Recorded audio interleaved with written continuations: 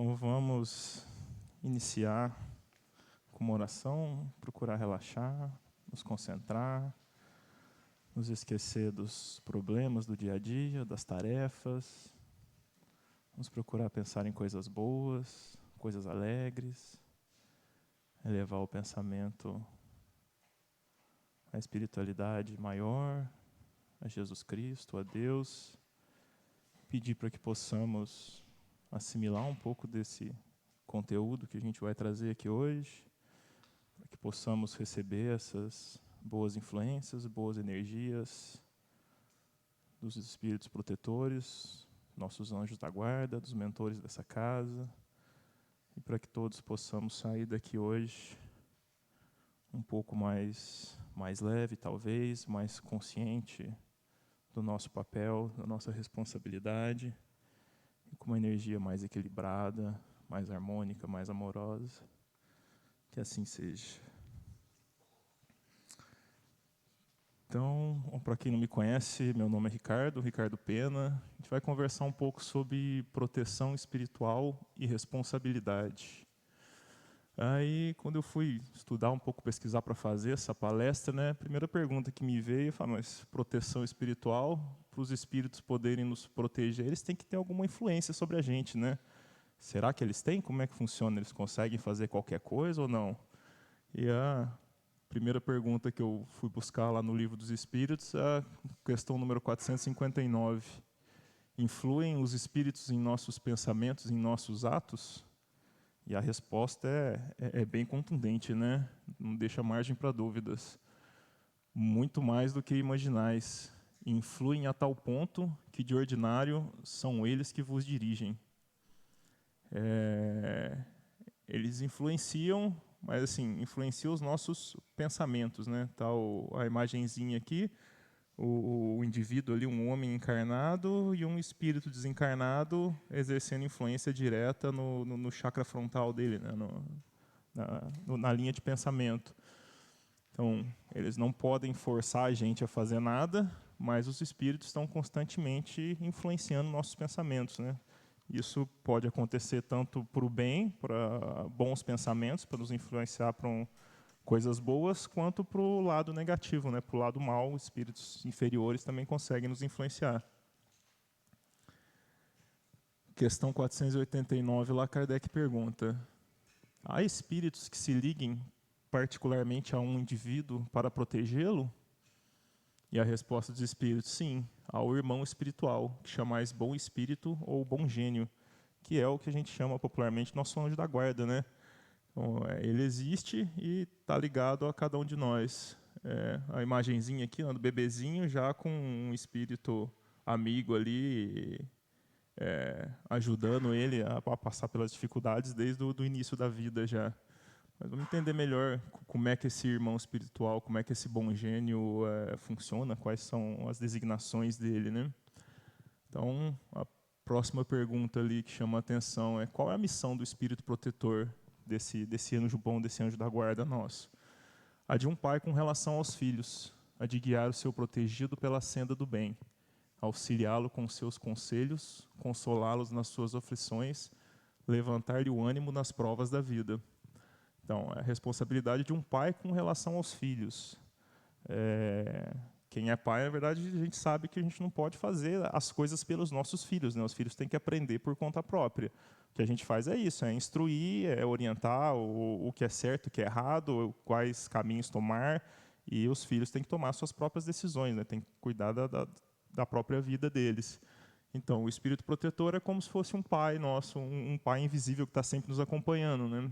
Eles nos guiam pela senda do bem, nos auxiliam com conselhos, através da influenciação, da influência dos pensamentos, nos consola durante as aflições, nas provas da vida, nas expiações que a gente tem que passar, que todo mundo tem que resgatar problemas e passar por provas, né? Mostrar que a gente está apto a passar por aquela situação da melhor maneira possível, com maturidade, sem se revoltar, sem praguejar, sem ficar com ódio. E próxima pergunta, na sequência lá do Livro dos Espíritos: o espírito protetor se dedica ao indivíduo desde o seu nascimento? E a resposta: desde o nascimento até a morte, e muitas vezes os acompanha na vida espírita, depois do desencarne, depois da morte, e mesmo através de muitas existências corpóreas, que mais não são do que fases curtíssimas da vida do espírito. Então, sim, desde que a gente nasce, a gente tem um espírito protetor, um anjo da guarda designado a nos acompanhar durante toda a encarnação. E muitas vezes, como eles falam aqui, esse espírito protetor, esse anjo da guarda, nos acompanha durante várias encarnações, né? Que a gente tem o péssimo ato de repetidiano, né? De ficar insistindo no erro, muitas vezes sem consciência, obviamente. Mas esse espírito está sempre lá nos ajudando, nos auxiliando, nos dando bons pensamentos, nos confortando, nos ajudando também nos momentos de necessidade, né, nas provações, nas aflições da vida. Poderá dar-se que o espírito protetor abandone o seu protegido por se lhe mostrar esse rebelde aos conselhos? Então, o que Kardec está querendo entender aqui? Mas todo mundo tem um espírito protetor, mas muita gente vai para o caminho do mal, né? Vai para o caminho da violência, do ódio, da guerra. E o espírito protetor continua com essas pessoas que ignoram seus bons conselhos e vão fazer o oposto, né? E, sim, afasta-se quando vê que seus conselhos são inúteis, e mais forte é no seu protegido a decisão de submeter-se aos espíritos inferiores, mas não o abandona completamente e sempre se faz ouvir. Então, eles não nos abandonam assim, no meio da encarnação. Ele já fez muito erro, está totalmente focado no mal, então o espírito protetor desiste da missão. Não é assim que funciona, né? Ele tem a responsabilidade de nos acompanhar, muitas vezes por desejo próprio, né? Por amor àquele irmão que está doente ainda, perdido no erro, nascendo essas influências dos espíritos inferiores, mas mesmo se afastando temporariamente, ele continua nos observando, nos acompanhando, e ele sempre, de tempos em tempos, nos faz ouvir, né? Aquela vozinha da consciência: está errado, não faz isso, vai pelo outro caminho. E aí cabe a cada um ouvir e decidir o que vai fazer. Mas esse espírito protetor sempre nos acompanha e ele volta sempre que a gente chame. Então, quando a gente se arrepende ou está num momento de muita aflição, de muita dor, de muito problema e tem um lapso de sanidade ali, né, ora, pede perdão, se arrepende, com certeza esse espírito protetor vai estar atento ali, vai atender o chamado e, de acordo com as possibilidades dele e com o nosso mérito, né, vai interceder também, fazer o possível para ajudar naquele momento de aflição, de necessidade. Será por não poder lutar contra os espíritos malévolos que um espírito protetor deixa seu protegido se transvie na vida? Aí Kardec está perguntando, né, mas se a missão dele é nos auxiliar, nos proteger, é a de um pai que zela por um pai amoroso que zela por um filho. Então, por que ele permite que esses espíritos malévolos nos influenciem também, né? Será que ele não tem poder para lutar contra esses espíritos malévolos? E a resposta: não é porque ele não possa, mas porque ele não quer. E ele não quer porque das provas sai o seu protegido mais instruído e perfeito, mais forte. Então, a gente tem que passar por essas provações para aprender, né? Se colocando no lugar de um pai. Às vezes a criança está aflita ali, ansiosa para fazer uma prova, fazer um teste, para fazer vestibular. Você vai, um pai responsável, amoroso, vai impedir que aquela criança faça o vestibular, vai lá fazer por ela? Não, né? A criança tem que passar pela prova. Tem que mostrar que ela aprendeu para poder passar de ano, digamos assim, né? Ir para a próxima fase, para a próxima prova. E o espírito protetor assiste o seu protegido sempre com seus conselhos, dando-os por meio dos bons pensamentos que lhe inspira, porém quase nunca são atendidos. É o que a gente falou, mesmo sob influência de espíritos malévolos, mesmo ignorando esses bons conselhos, o nosso espírito protetor, nosso anjo da guarda, está sempre ali nos inspirando, nos dando os bons pensamentos. A fraqueza, o descuido ou o orgulho do homem são exclusivamente o que empresta força aos maus espíritos, cujo poder todo advém do fato de lhes não opor resistência. Então aqui a gente começa a pensar um pouco na responsabilidade, né? A fraqueza, o descuido, o orgulho, o rancor, a raiva, o ódio, todos esses sentimentos, essas emoções negativas são exclusivamente o que empresta força aos maus espíritos. Então, é a gente, na verdade, que ao vibrar em algo negativo, abre uma brechinha, né? Abre uma porta para que esses espíritos inferiores consigam nos influenciar, consigam chegar até nós. E o poder deles advém do fato exclusivo de a gente não opor resistência. Se a gente, nesse momento de descuido, né, de orgulho, de raiva, no calor da emoção ali, parar, respirar, contar até 10, orar e vigiar, né? Buscar uma prece, pedir inspiração, pedir serenidade, para não reagir, não cometer um erro, né? Muitas vezes a gente faz sem pensar, né? A gente reage no calor da emoção ali, fala o que não devia, ergue a voz, e às vezes, algum instante, ali, um minutinho depois, já se arrepende. Putz, não devia ter feito aquilo, falado aquilo com aquela pessoa, eu gosto tanto dela, ela vai se magoar. Mas é nessas brechas que a gente tem que opor mais resistência, né? A gente tem que firmar o pensamento, buscar serenar e dar ouvidos ao nosso espírito protetor, que com certeza está ali nos acompanhando, e vem aquela vozinha, né, que às vezes a gente percebe atrasado, putz, não devia ter feito, mas já saiu. Então, procurar sempre cuidar, né, com esse descuido, com esse orgulho, que é por meio disso que a gente abre essa porta, esse canal de comunicação com espíritos inferiores, espíritos malévolos que querem nos prejudicar. Uma outra pergunta ali que Kardec faz para os espíritos. Por que é oculta a ação dos espíritos sobre a nossa existência? E por que, quando nos protegem, não fazem de modo ostensivo, né? Aqui Kardec está querendo entender, tá, mas se tem alguém me protegendo, e isso é bom, né? Tá me guiando, me inspirando para o bem, por que eu não sei disso, né? Por que ele não se mostra? Por que ele não faz isso de uma maneira mais ostensiva e fica só ali nos conselhozinhos meio abstratos, meio em cima do muro? E os espíritos explicam: se vos fosse dado contar sempre com a ação deles, não obrarias por vós mesmo, e o vosso espírito não progrediria. Essa frase aqui resumida no bom português, né? Ele está falando que é porque a gente é preguiçoso. Se a gente soubesse que tem alguém para fazer as coisas ali, alguém ajudando, pegando na mãozinha toda hora, a gente não ia correr atrás, né?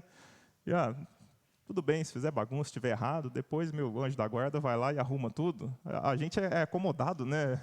Faz parte da natureza humana. Então, é basicamente isso. Né? Por vós mesmo e vosso espírito não progrediria. É necessário que exercite as suas forças, sem o que seria como a criança a quem não consente que anda sozinha. Então, a gente tem que caminhar com as próprias pernas, tem que aprender a lidar com as situações, com os infortúnios, com esse estresse, com a tensão.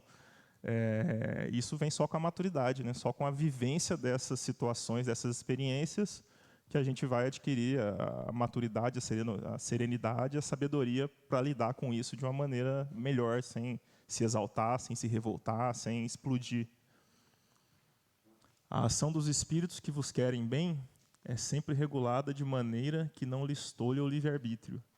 Então, aí uma das diferenças já que a gente pode perceber na obra de Kardec com relação à influência dos espíritos bons, né, do nosso anjo da guarda, que quer nos auxiliar, e dos espíritos malévolos, que às vezes querem nos prejudicar. Os espíritos superiores nunca vão forçar a gente a fazer algo que fira, né, que tolha, que cerceie o nosso livre-arbítrio. Por isso que eles dão esses conselhos mais sutis. Tá aqui a informação, né? Tô te dando a dica, mas cabe a você decidir. Não fica forçando a gente. Já os espíritos malévolos, eles usam de vários estratagemas para que a gente tome a decisão errada, né? Eles não estão preocupados com a nossa evolução. Ele tem que passar por aquilo para aprender. Muito pelo contrário. Eles querem nos levar para a situação dele, para o sofrimento, para a dor. Muitas vezes, questões de vingança, né? questões kármicas que a gente tem realmente que expiar, que passar por aquilo. Mas eles já buscam cercear esse nosso livre-arbítrio para que a gente faça o que eles querem, não para que a gente tome uma decisão consciente. Porquanto, se não tivesses a responsabilidade da decisão, né, se não tivesse o livre-arbítrio, não avançarias nas sendas que vos há de conduzir a Deus.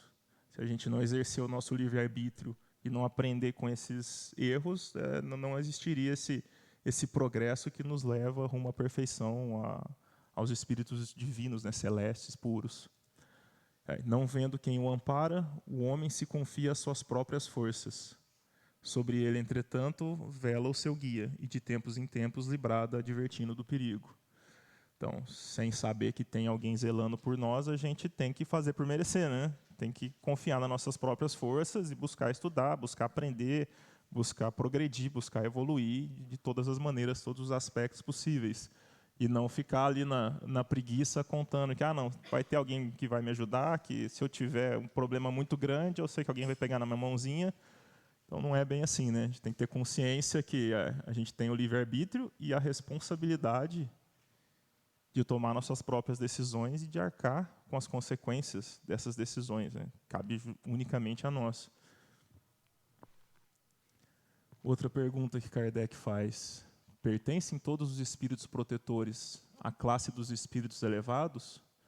Podem contar-se entre os de classe média? Um pai, por exemplo, pode tornar-se o espírito protetor de seu filho? A resposta é pode, mas essa proteção, né, esse bom anjo, esse anjo da guarda, pressupõe um certo grau de elevação. É como você colocar duas crianças, uma para cuidar da outra, não vai dar boa, né? Alguém tem que estar mais maduro ali para poder zelar pelo que ainda está aprendendo, que ainda está tropeçando nessa jornada evolutiva. Mas aí, nesse caso, um pai que não está num nível de evolução que, digamos, seria propício para ele ser o anjo da guarda de um filho mais desgarrado, Deus, a espiritualidade pode conceder isso, se ele tiver mérito, né, se ele tiver condições de fazer isso. E nesse caso, esse pai que protege seu filho também é assistido por um espírito mais elevado. Então, todos nós temos um anjo da guarda, um bom anjo. Uns espíritos um pouco mais elevados também têm. É uma cadeia, digamos assim, né? Uma sequência. A gente, talvez, que já tem um certo conhecimento, né? Já estamos aqui estudando, aprendendo, procurando fazer o bem, talvez a gente tenha condições de ser o anjo da guarda, de auxiliar um espírito ainda bem primitivo, né? Imagina um espírito selvagem que está ali mais no instinto, a gente já tem condições de ajudar ele a discernir o certo do errado, o bem do mal. Mas para ajudar alguém que está no nosso nível, precisa ser alguém um pouco acima, alguém que tem mais clareza de visão, que tem mais discernimento, que já desenvolveu essa maturidade. A cada indivíduo achar-se-á ligado, além do espírito protetor, um mau espírito, com o fim de impeli-lo ao erro e de lhe proporcionar ocasiões de luta entre o bem e o mal. Aqui Kardec está perguntando, né, que a espiritualidade falou anteriormente que tem um anjo da guarda, um espírito bom, que é responsável por nos acompanhar, nos auxiliar ao longo de toda a nossa encarnação. A gente nasce e ele está lá nos ajudando ao longo de toda a vida, depois do desencarne, e muitas vezes ao longo de várias vidas ele continua nos ajudando. Mas e esses espíritos malévolos, espíritos inferiores? Será que tem algum que tem essa mesma missão de ficar lá o anjinho e ficar combatendo o anjinho ali, o diabinho, né, que está nos acompanhando sempre? E a espiritualidade diz que ligado não é o termo, né? Não é bem assim. O espírito nunca tem essa missão de atrapalhar a evolução de outro irmão. É certo que os maus espíritos procuram desviar do bom caminho o homem, quando se lhes depara a ocasião, né? Quando a gente dá essa brecha para que eles nos influenciem. Sempre, porém, que um deles se liga a um indivíduo, falo por si mesmo, porque conta ser atendido. Então a luta entre o bom e o mal, vencendo aquele por quem um homem se deixa influenciar. Então, a resposta dos espíritos é que não existe um espírito ligado a gente com essa missão de nos influenciar de uma maneira negativa. Mas sempre que a gente dá a brecha, sempre vai ter um ou outro rondando ali que vai tentar fazer isso. E cabe a gente, então, com o nosso livre-arbítrio, decidir, né, entre o bom e o mal, que o nosso anjo da guarda vai estar sempre dando os bons conselhos, mas se a gente deu a brecha e o espírito inferior veio nos obsidiar, nos levar para um caminho ruim, a gente tem que fazer, então, ponderar, né, parar para pensar, pedir auxílio, entrar em oração e decidir por quem que a gente vai se influenciar. Por esse espírito negativo que está potencializando aquela emoção, aquele sentimento negativo que permitiu que ele se aproximasse da gente, ou se a gente vai voltar para o nosso anjo da guarda, para o nosso espírito protetor e focar realmente em algo mais construtivo, em algo superior. Aí, saindo um pouco desse escopo do indivíduo, né, de mim, Kardec pergunta lá, mas e as aglomerações de indivíduos, né, as sociedades, as cidades, as nações, elas têm também espíritos protetores especiais, como cada um de nós? E os espíritos dizem que sim, pela razão de que esses agregados são individualidades coletivas, que caminhando para um objetivo comum precisam de uma direção superior. A gente percebe aqui como que tudo é orquestrado, né? As coisas não acontecem ao acaso, tudo lei de causa e efeito, né? Ação e reação. Então sempre tem essas individualidades coletivas. Ele dá uns exemplos aqui, né? De sociedades, cidades, nações, mas qualquer agrupamento de pessoas afins, por exemplo, a casa espírita aqui, a casa é só uma construção, né? Mas ela é composta, ela é movida, as coisas acontecem graças a pessoas que estão aqui, que se voluntariam, que dedicam o seu tempo para aprender, para estudar, para compartilhar um pouco do que já aprenderam, para fazer obras sociais, para ajudar o próximo, para auxiliar também a espiritualidade, espíritos desencarnados que vêm aqui em situação ruim, desagradável, né, procurar ajuda, procurar auxílio. E essa casa certamente tem, não um, mas vários, normalmente, né, um grupo de espíritos que zela, que organiza, que coordena todo esse trabalho espiritual. E da mesma maneira acontece com cidades, com famílias todas, né? Às vezes tem cada membro, cada pessoa da família tem seu anjo da guarda, e esse grupo de anjos da guarda de espíritos bons estão, de uma maneira direta ou indireta, auxiliando aquela família, aquele núcleo familiar todo a progredir, né, a se desenvolver ao longo de várias encarnações. E o mesmo acontece aí com cidades, com nações, com religiões em si, né? A gente vê grandes religiões que se desenvolvem ao longo do tempo, certamente tem uma inteligência superior, entidades que estão ali ajudando, intuindo os líderes encarnados daquelas instituições, empresas, organizações, tudo certamente tem essa influência espiritual, né? Voltando para aquela primeira pergunta, se os espíritos nos influenciam mais do que a gente imagina, que de ordinário são eles que nos comandam, né?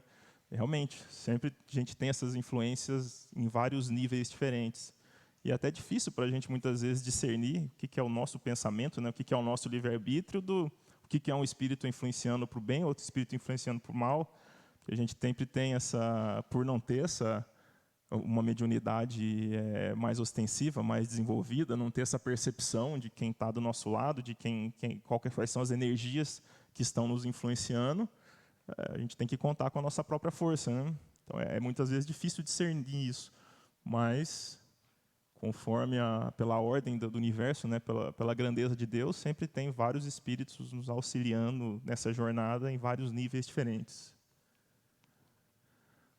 Aí não podia Deus isentar os espíritos das provas que lhes cumpre sofrer para chegarem à primeira ordem? A primeira ordem é a ordem dos espíritos perfeitos, né? A ordem dos espíritos crísticos, dos espíritos celestes. Então, aí Kardec está perguntando, não dava para cortar essa parte do sofrimento e já fazer todo mundo, em vez de simples e ignorante, todo mundo bom e perfeito? Seria mais cômodo, né? Não ter que passar por todas essas provações. E aí os espíritos explicam lá, mas se Deus houvesse criado perfeitos, nenhum mérito teriam para gozar dos benefícios dessa perfeição. Onde estaria o merecimento sem a luta? Demais, a desigualdade entre eles existente é necessária para as suas personalidades. É um ponto interessante, né? Realmente, se tivesse todo mundo perfeito, não ia ter mérito nenhum, não ia a obra divina, que a gente é co-criador, né? A gente está aqui para co-criar esse universo, essa obra, tudo que existe, com nossas ações, nossos pensamentos, auxiliando os que estão em necessidades, que estão com mais problemas inferiores a gente, mas cada um de nós tem uma personalidade, né? Uma individualidade. Como é que seria essa personalidade, essa individualidade, se todo mundo já fosse criado perfeito?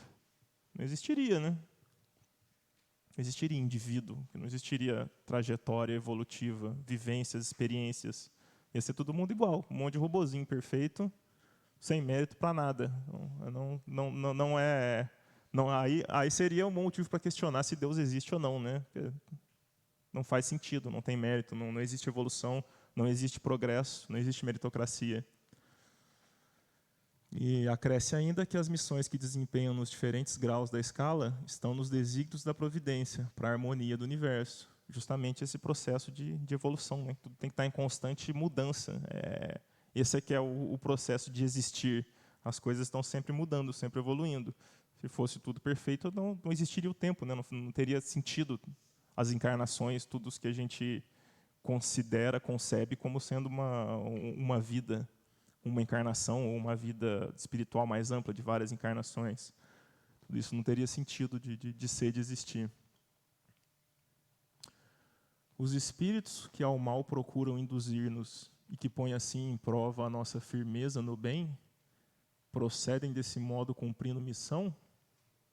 E se assim é, cabe-lhes alguma responsabilidade? Está perguntando a esses espíritos que chegam até a gente para nos influenciar para o mal. Eles estão cumprindo alguma missão? Eles têm alguma responsabilidade sobre as nossas decisões que a gente toma com base ou atendendo à influência deles?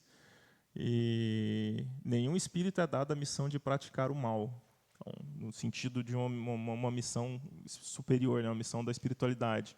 Ninguém tem uma missão de vida, tem uma missão mesmo de praticar o mal, de influenciar negativamente o irmão, de atrapalhar a evolução de um irmão, um outro espírito.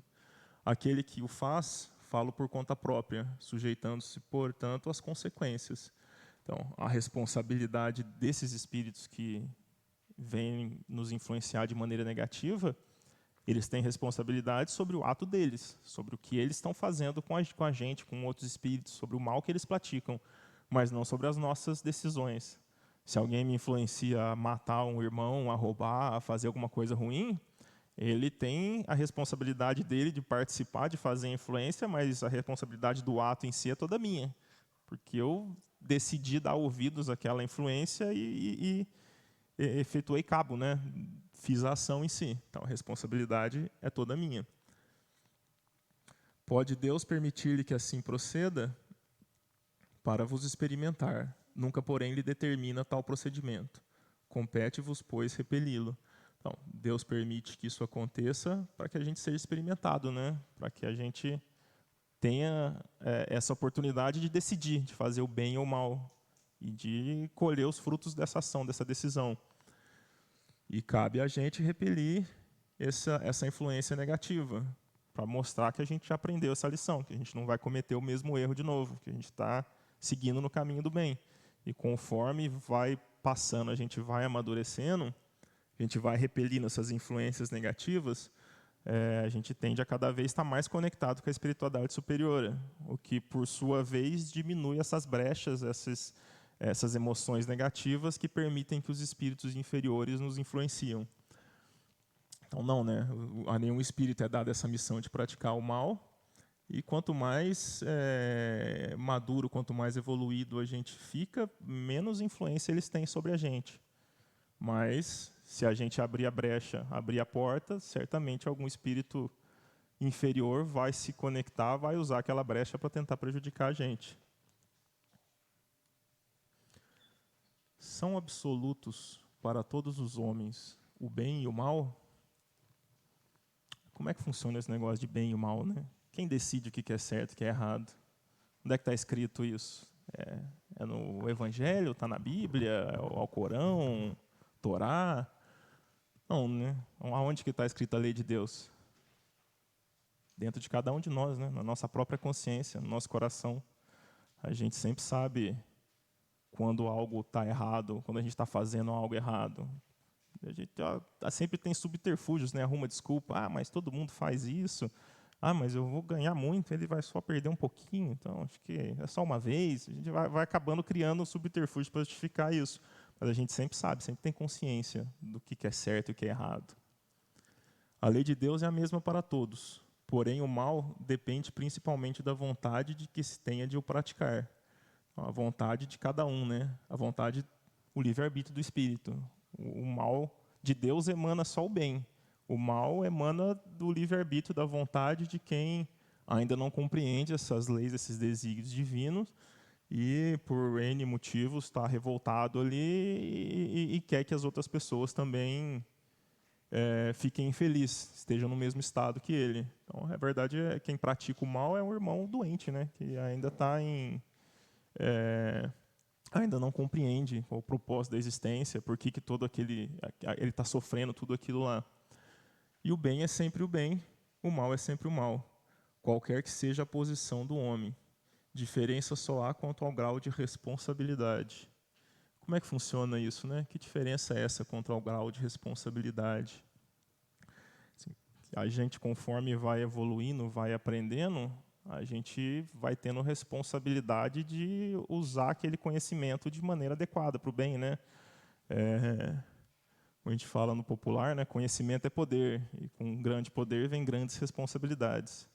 É mais ou menos isso. Uma frase que os espíritos dão lá no próprio livro dos espíritos, que ajuda a gente a ilustrar esses extremos, né? Ele fala assim que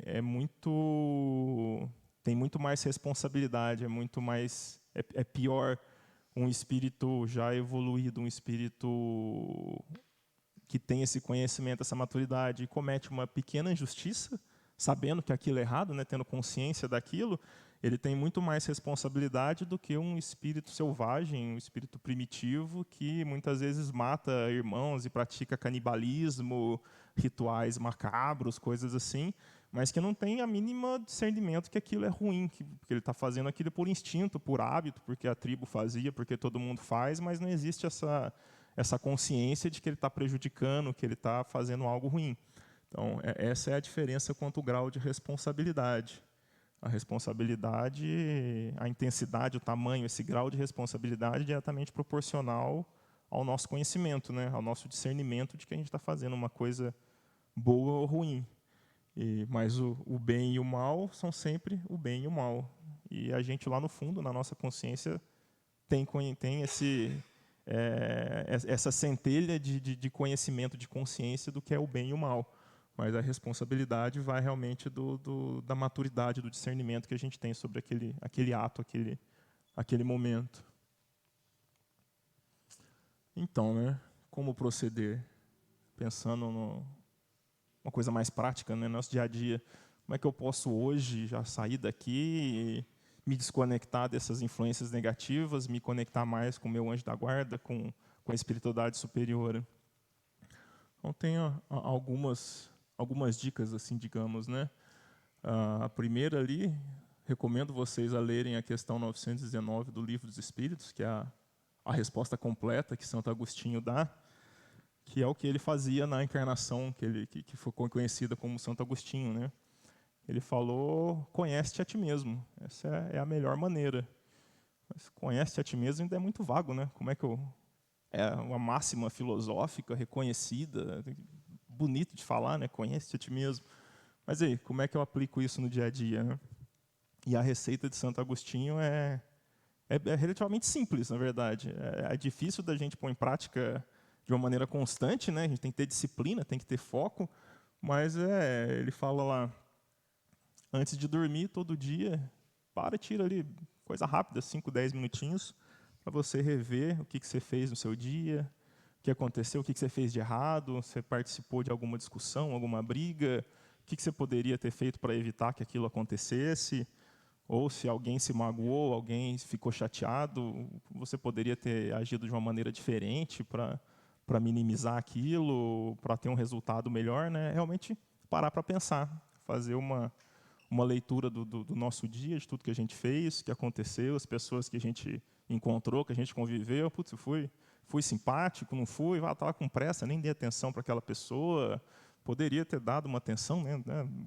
Coisas bobas, assim, coisas pequenas, ou realmente, não, putz, fiz um negócio muito ruim, coisas do dia a dia, né? Me estressei no trânsito, me fecharam, fiquei puto, xinguei, buzinei, por isso está abaixando a sua frequência e é a portinha, a fresta que você está dando para receber influências negativas.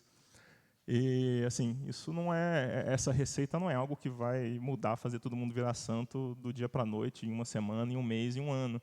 Mas é algo que, se a gente incorpora na nossa rotina, vai trazendo essa consciência, né? Esses pequenos flashes. Ontem me fecharam, eu fiquei puto. Aí, semana que vem, eu me fechava, putz, já fiquei estressado, mas já não gritei, já não xinguei, já melhor, né? Aí, conforme essas coisas vão acontecendo e você vai repassando, putz, isso já aconteceu antes. Aquela pessoa, toda vez que ela me fala alguma coisa, é muito comum em casal, em casa, né? Às vezes a pessoa fala alguma coisa, sabe onde o calcanhar aperta e fala que só para te irritar. Aí a gente cai, né? A gente é bobo, a gente é imaturo ainda e você fica irritado. Aí quando você faz esse exercício, não, você para pensar, né? Você adquire essa consciência, essa maturidade. Não, é aquele ponto que está me irritando. Mas por que está me irritando? Não precisava ficar irritado daquela maneira, né? Vamos conversar, vamos alinhar as expectativas, tal. Então, conforme você vai fazendo isso ao longo do tempo, você vai desenvolvendo essa maturidade, essa percepção do que te incomoda, o que te tira do seu eixo, né? Do seu eixo de recursos, do seu estado de serenidade. E tem que ser algo constante, né? Falar, eu fiz isso mais de um mês, não mudou nada, estava estressado do mesmo jeito. Como você está, sei lá, milhares de encarnações aí, pedalando, cometendo os mesmos erros, né? Se irritando com as mesmas coisas. Não até esquecer as encarnações, né? Não sei quantos anos aí de vida se estressando no trânsito, fazendo as mesmas bobeiras, sendo ríspido com as mesmas pessoas, digamos assim. Então, não é de um dia para o outro, de um mês para o outro, que você vai mudar da água para o vinho. Isso requer disciplina, requer constância. É tipo um remedinho homeopático, né? Você vai sentir os efeitos ao longo dos anos, digamos assim. Orai e vigiai, né? Uma máxima cristã aí, que sempre realmente infalível. O orai, que nos conecta a esse anjo da guarda, né, espírito protetor, a espiritualidade superior, nos traz essa força, nos permite essa inspiração dos espíritos bons, chegue mais intensa, mais perceptível para a gente, e o vigiai para não cair em erro, né? Aí entra essa questão do Santo Agostinho, do vigiai, que aí você adquire essa percepção de que aquilo, você está indo para uma armadilha, você está indo para um lado que talvez não vai te dar um resultado muito bom. Bom, buscar orar para ter inspirações melhores, para se conectar com coisas positivas e vigiar para não cair em erro, né? Não repetir aquele erro, aquele problema que muitas vezes já vem reincidindo, acontecendo muitas vezes. E o perdão das ofensas aqui, que é um tema muito rico, né? O perdão, e até gastar um tempinho a mais, a gente conversar sobre o perdão, porque muitas vezes, acho que a grande maioria das pessoas não entende realmente o que é perdão. Muitas vezes falam, mas eu já perdoei, já esqueci, né? Nem lembro mais, aí já era. Mas será que perdoar é esquecer? Não é, né? Eu já esqueci, então você não perdoou, você esqueceu. São coisas diferentes. Vamos entender um pouco o que a gente tem que perdoar, né? Por que a gente teria que perdoar alguém, alguma coisa, alguma situação? A gente tem que perdoar alguém que nos feriu, que nos magoou, que nos machucou de alguma maneira. Mas, então, se alguém nos feriu, nos magoou, nos machucou e precisa desse nosso perdão, a gente está sempre se colocando numa posição, num papel de vítima, né? Porque ele fez isso para mim, porque eu não merecia, porque eu sofri, porque é sempre eu sou a vítima, né? Mas será que é assim que funciona? Será que a gente é vítima? As coisas acontecem por acaso? Causa e consequência, né? Nada acontece por acaso. Na harmonia, na lei, na plenitude da criação de Deus, tudo está sempre justo e perfeito. Nada é injusto. Se fala, nenhuma folha cai sem que Deus saiba, sem que Deus permita. Por que os espíritos malévolos conseguem nos influenciar? Porque a gente deixa, porque a gente tem o nosso mérito, né? O típico caso de se um não quer, dois não faz. Mas a gente sempre tem um pezinho ali ainda, né? A gente fica com raiva, a gente fica puto, mas a gente se faz de vítima. Por isso que a gente tem que perdoar. Mas a gente não é vítima, né? Não tem acaso. Nada acontece sem que eu mereça que aconteça. Se eu me coloquei naquela situação de vítima, foi porque a minha história, a minha trajetória evolutiva me colocou naquele momento, naquele lugar, naquela situação, porque eu tinha que vivenciar aquela experiência e aprender alguma coisa com aquilo. Então, na verdade, não existe vítima, né? Existe uma oportunidade de aprendizado. Então, como é que eu perdoo de verdade? Vem dessa compreensão de que tudo é sempre justo, nada acontece por acaso. Então, se eu precisava passar por aquela situação, quando o primeiro estágio, né, desse vitimismo, você fica puto mesmo e quer matar, quer se vingar, aí vai abaixando o sangue, né, vai acalmando os ânimos, começa a pensar, às vezes, esqueci isso, deixa para lá, já não me afeta mais. Mas e quando você pensa naquilo? Eu não lembro mais, mas se você lembrar agora, o que você sente? É algo bom ou algo ruim? Você ainda fica com aquele ânimo exaltado? Então você não perdoou. O perdão verdadeiro vem dessa consciência de que aquilo aconteceu por um motivo, e esse motivo eu sou responsável, ou minimamente corresponsável, né? Tem várias pessoas, dois envolvidos, eu tenho a minha parcela de responsabilidade naquilo que aconteceu. Aquilo aconteceu para o meu próprio aprendizado, para o meu próprio amadurecimento. Então, se já passou, eu já tive esse aprendizado, esse amadurecimento, tenho essa consciência disso tudo, o que me resta ter de lembrança? Quando eu penso naquilo que já foi algo que me machucou, mas hoje eu entendo que aconteceu para o meu próprio bem, gratidão. Eu devo agradecer pela oportunidade daquela lição aprendida, de poder ter passado por aquilo e aprendido, crescido com aquilo. Espera aí, você está me falando que eu tenho que ser grato? Fulano fez de gato sapato, bateu, me machucou, me deixou na sarjeta. Eu tenho que ser grato por isso. Difícil, né? Mas enquanto você não chegar nesse nível de consciência de que você passou por aquilo, porque você precisava aprender aquilo, você precisava vivenciar aquilo, e ter essa maturidade de ser grato por aquela experiência, você não perdoou de verdade. Se tem uma mágoa ainda, é porque você não entendeu, você não aprendeu 100% daquilo. Você, já não tenho mais essa mágoa, já não quero me vingar, não quero matar ninguém, mas ainda não consigo ser grato. Tudo bem, ninguém vai, isso não é de um dia para o outro, não é uma encarnação que isso vai acontecer e todo mundo vai virar santo, né? É um processo, é com o tempo. Talvez nessa encarnação você não consegue perdoar. Aí talvez até você vai ser o obsediador daquela pessoa que você não perdoou. Aí umas 2, 3 encarnações depois os papéis se invertem.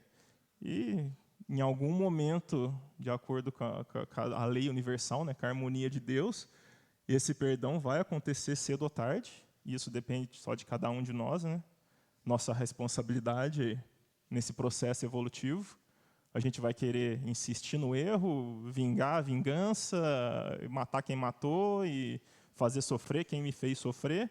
É um ciclo vicioso de dor, de infelicidade, né?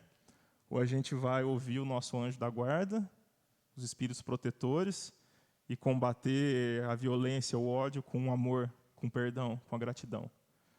Cabe a cada um de nós decidir, né? Nós temos o livre-arbítrio e a responsabilidade de arcar com as consequências da nossa decisão, seja para um lado ou para o outro. E a gratidão antecipada que eu coloquei aqui é uma ferramenta também muito poderosa. Não sei se vocês conhecem, tem um palestrante espírita também, chama Ricardo Melo, um mineiro. Ficou famoso um tempo atrás com as pílulas do Evangelho, uns áudiozinhos curtos que ele mandava, mensagens edificantes e muito boas. E ele fala muito nessa gratidão antecipada. Que a gratidão é um dos sentimentos que mais nos aproxima de Deus, né, da espiritualidade superior. Junto com o amor, uma das emoções, dos sentimentos mais elevados, digamos assim. Então, se a gente pratica a gratidão antecipada, a gente está meio que pegando um atalho, digamos assim, né? Eu não consigo perdoar, ainda estou puto, mas eu entendi. O que eu ouvi aqui, o que o Ricardo falou, faz um certo sentido. Então, mesmo que eu não consiga perdoar, deixa eu começar a agradecer por aquela lição que eu ainda não aprendi, mas eu sei que eu vou aprender com o tempo, né? Com o tempo resolve tudo. Então, vou praticar vou agradecer algo que hoje eu não compreendo, mas que eu sei que vai me trazer algo bom. E isso se aplica para tudo, né? Estou dando um exemplo aqui do perdão, mas a gente pode praticar a gratidão antecipada com saúde, uma dificuldade financeira. Pois eu estou doente, tá dolorido, é ruim, mas nada acontece por acaso.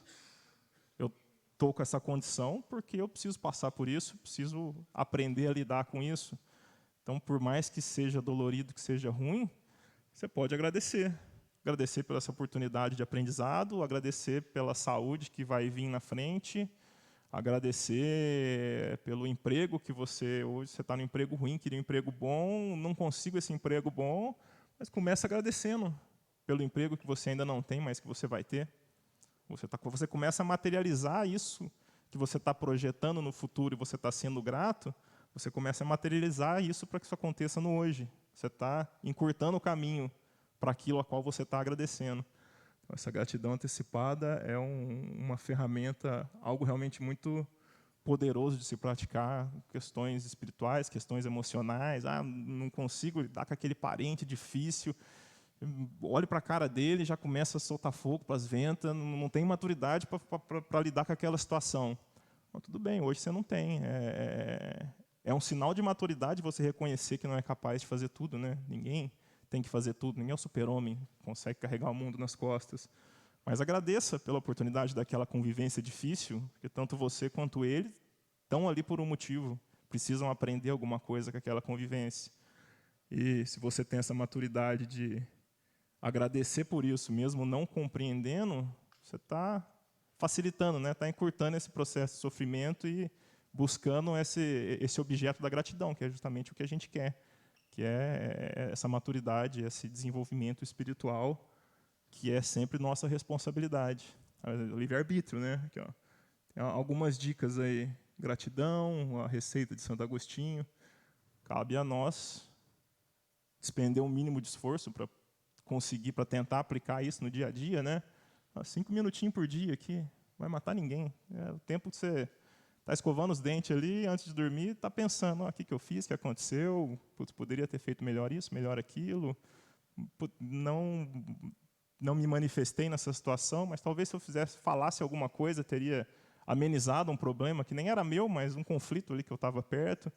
Bom, são pequenas coisas do dia a dia que vão nos aproximando dessa espiritualidade superior, que vão abrindo as nossas portas da intuição para o nosso anjo da guarda e nos afastando desses espíritos inferiores que estão sempre querendo puxar o nosso pé, né, nos levar para o caminho ruim.